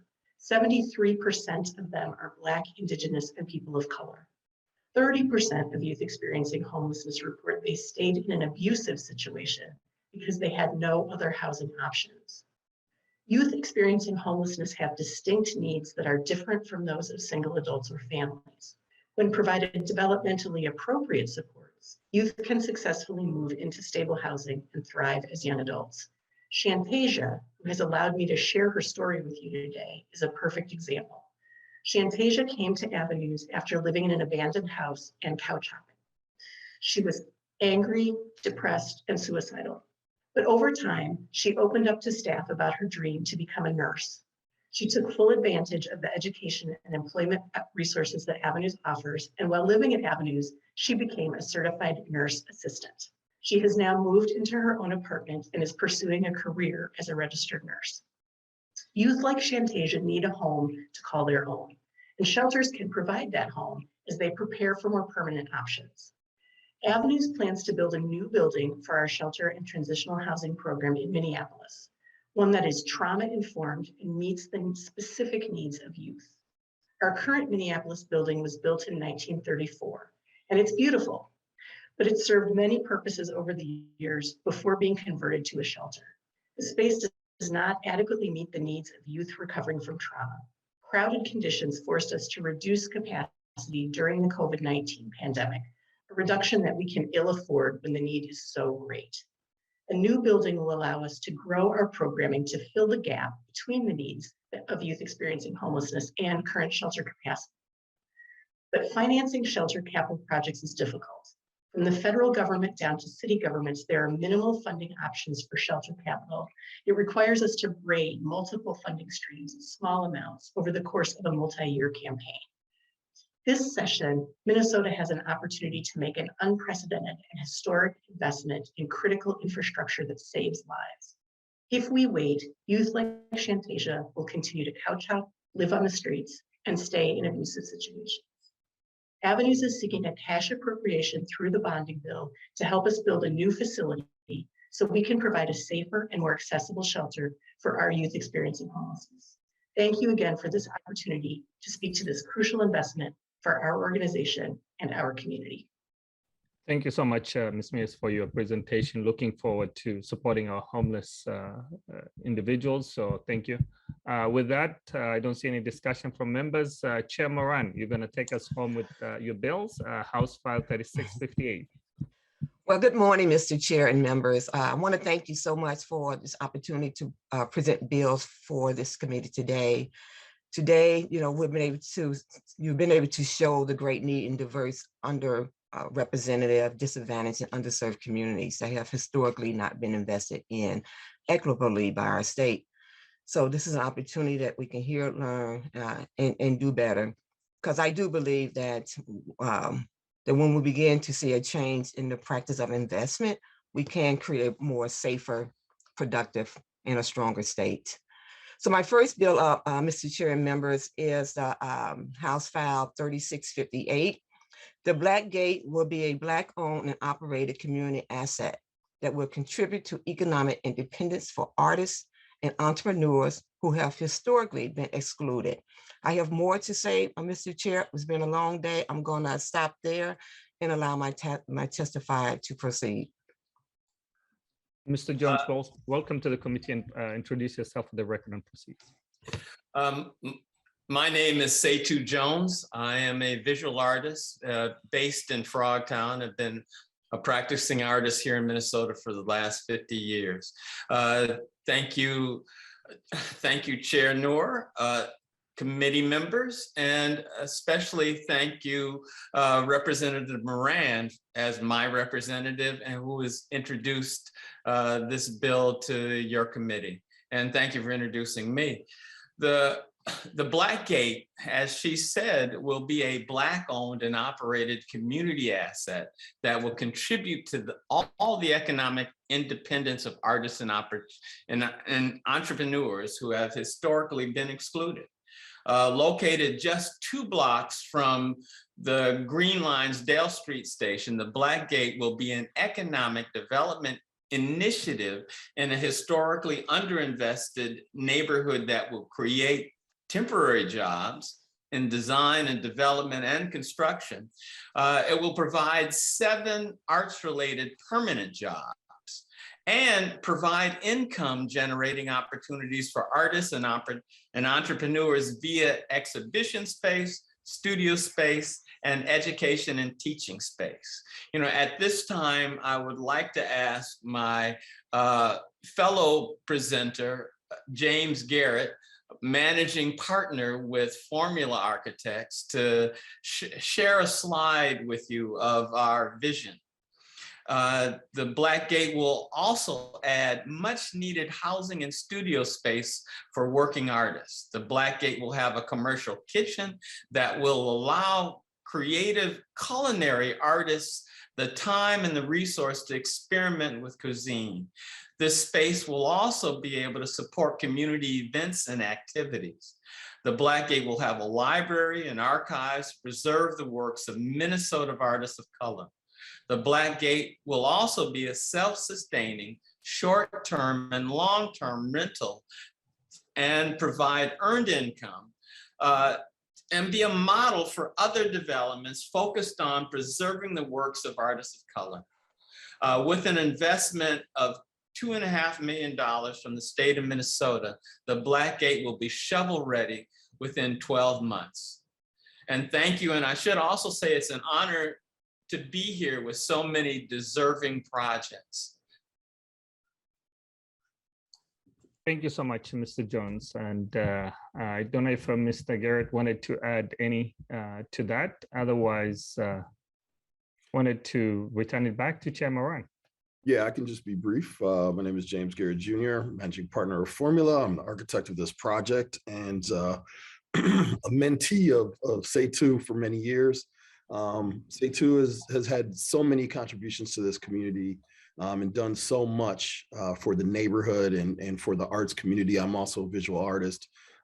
It's time that the community does something for Setu. So I stand behind this project, not only as the designer, but also as a huge supporter of Setu and the Frogtown neighborhood. Thank you so much, James. And thank you again, Chairman Noor. Thank you, Mr. Jones and Mr. Garrett, and also Chair Moran for bringing this worthy project forward, because I know the need is greater and we have an opportunity to make a difference. Chair Moran, House File 3659.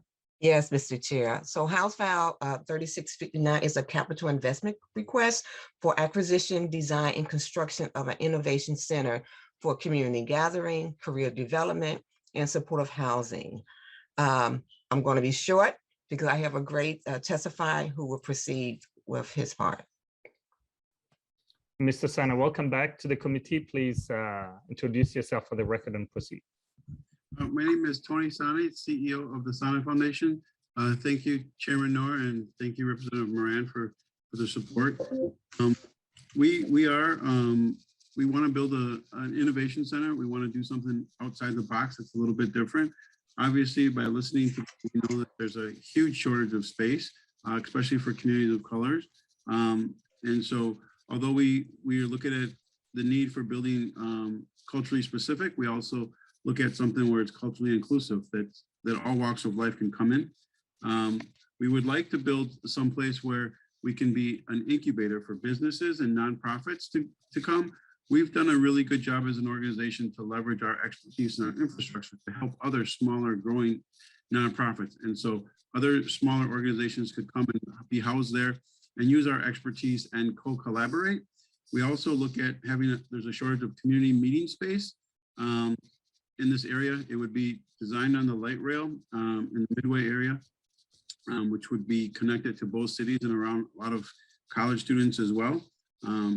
And our goal really is to also add housing in it. And we look for supportive housing that's a little bit outside the box. We've started to buy houses for our staff because people won't rent to them or they don't qualify. And so we would want to have housing in place for community caregivers, people that are going to school to become teachers, AmeriCorps workers, healthcare workers under a certain income level. So thank you. And I'll try to be brief, but we really think that the community needs something a little bit different. We've proven we can be good stewards of money. We're asking for $5 million and we will raise another $7 million to leverage it and then manage it for the next 30 years. Thank you. Thank you so much, Mr. Sane, for the presentation. Chair Moran. All right, so we're gonna keep moving it. We're gonna move on to House File 4097, which is the Hallie Q. Brown. Hallie Q. Brown in St. Paul is a 93-year-old organization that was founded in 1929 for African Americans because of segregation.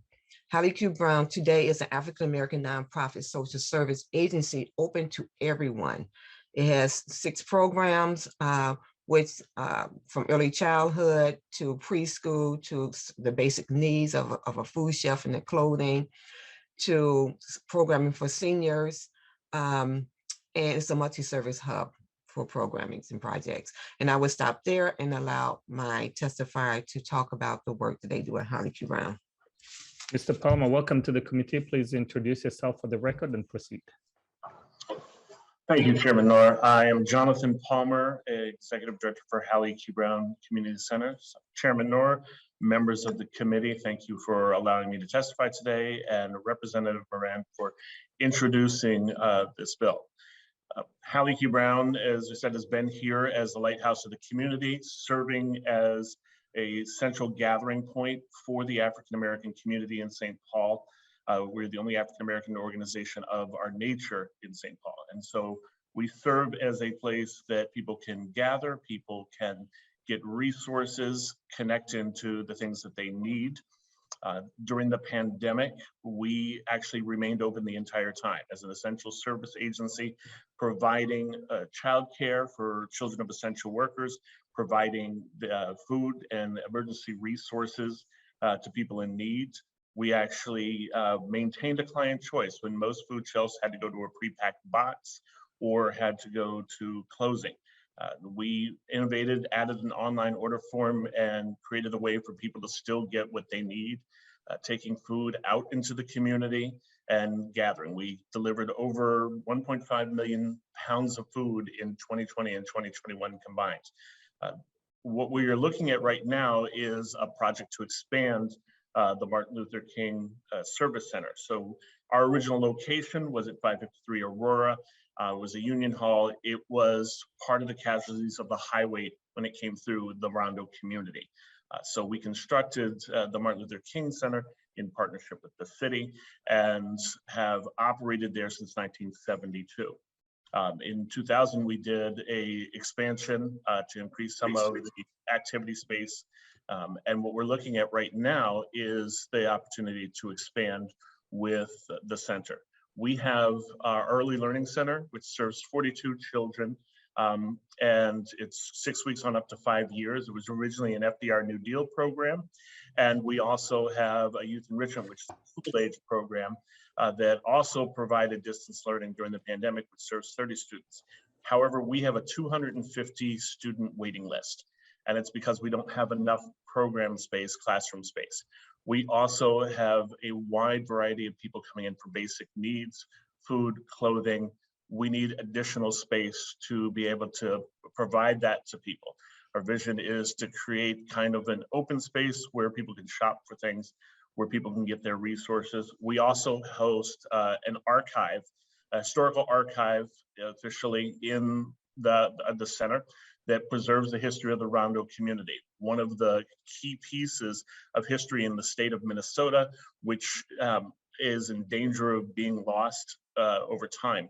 So what we have is a project that will go ahead and create more archive space for preservation and sharing of that history with people all around the state. With the pandemic, we have actually been serving people across the state outside of our service area because of the client choice model we were able to keep. So I will stop there and answer any questions. Thank you so much, Mr. Palmer, for your testimony. I don't see any discussion from members. Chair Moran, to your final bill, House File 4197. Mr. Chair and members, House File 4197 is the Walker West Music Academy, which is really a beacon in the St. Paul community with the Walker family. So the Walker West provides music education to toddlers, to youth, to teens, or adults, anyone who wants to learn. And yes, they offer a variety of lessons for all ages and skill level.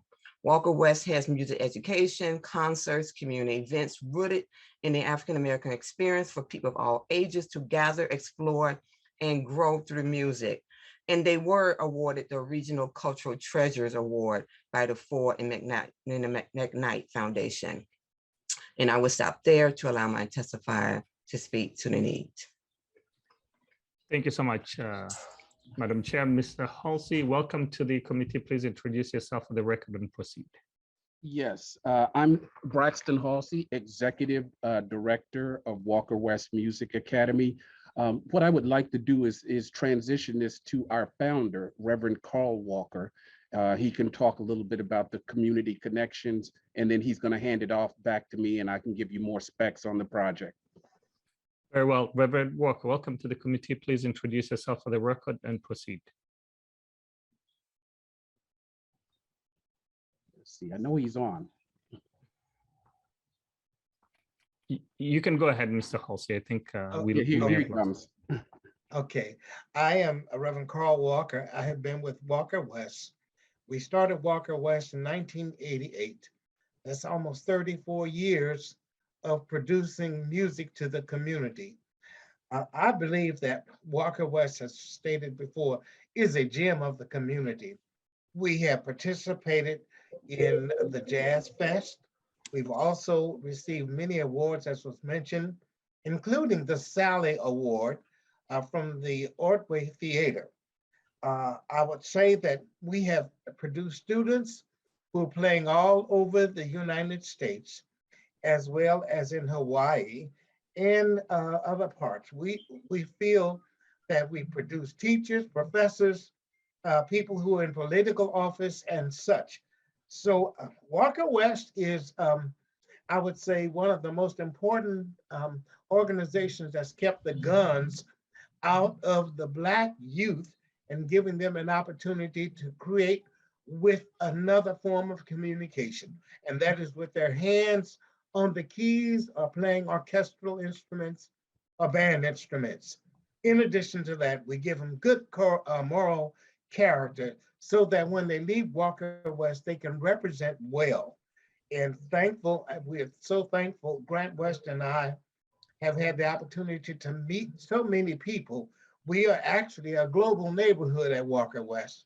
So when you see us, you see a representation of what we can all be like if we work together. Thank you so much. So I'll hand that off to Mr. Braxton, who is the Executive Director of Walker West. Mr. Halsey. Yeah, thank you so much, Reverend Walker. One of the things that people don't realize is that Walker West is the oldest community music education school in the United States, founded by two Black musicians. When I came in Walker West in 2018, we transformed the organization through a strategic plan. And part of that transformation meant that we cover all ages, as Representative Moran had indicated. We now have an early childhood music program in partnership with McPhail. We now work with teenagers in our digital music production class, where we're really beginning to partner with Hamline University to develop a career path through digital music. So, you know, you can make your beats, you can learn how to produce music, learn how to do audio and sound and things of that sort. And then the other thing that a lot of folks don't realize, we have an award-winning dementia-friendly choir called the Amazing Grace Chorus, and they are just outstanding. So we see music as a tool. For the infants, music provides brain development and impulse control and gets them ready for school. For elders, it provides healthy aging of the brain. And as I mentioned, we serve 5,700 program participants per year. We're doing 250 lessons per week. And we Mr. Braxton, could you, I know I'm going to get ahead of Mr. Chair, if you don't mind. Okay. No, go ahead, Madam. Can you talk a little bit about the request now? Because I know we're running on short of time. Yes, okay, I'll move right to it. The request is to purchase a new space. Our lease is non-renewable, and it ends at the end of next year. And the co-tenant is slated to get our space. We need to move. We just put a bid on the Wilder Foundation adult daycare facility, and we are in the midst of trying to purchase that facility. That would move us from 6,000 square feet to 15,000 square feet. The project is about 5.5 million. We're asking the state for 2.5 million. We're going to raise the other 3 million through funders and foundations. We have David O'Fallon on our capital campaign committee. And if you guys are familiar with David, he was the former CEO of McPhail Center for Music and for the Minnesota Humanities Center. And he's raised funds for those buildings as well. Does anybody have any future questions? Don't see any questions from members. Chair Moran, your closing remarks for the day. Well, Mr. Chair and members, I just want to say thank you again for this opportunity. There's a lot of great programming here. St. Paul, you know, is a hub for really community building and keeping our kids and youth safe. And I think when we do that, we just really do create a more safer, thriving, productive, not just a Minnesota, but a safer region and a safer state. So thank you for the opportunity to be here today. Thank you, Chair Moran. With that, I think members, we've learned a lot about history, culture, and diversity and the need that exists. We can continue on and on, but I just wanted to thank you members for staying for the extra few minutes. And with that, no agenda items. We are now adjourned. Thank you so much.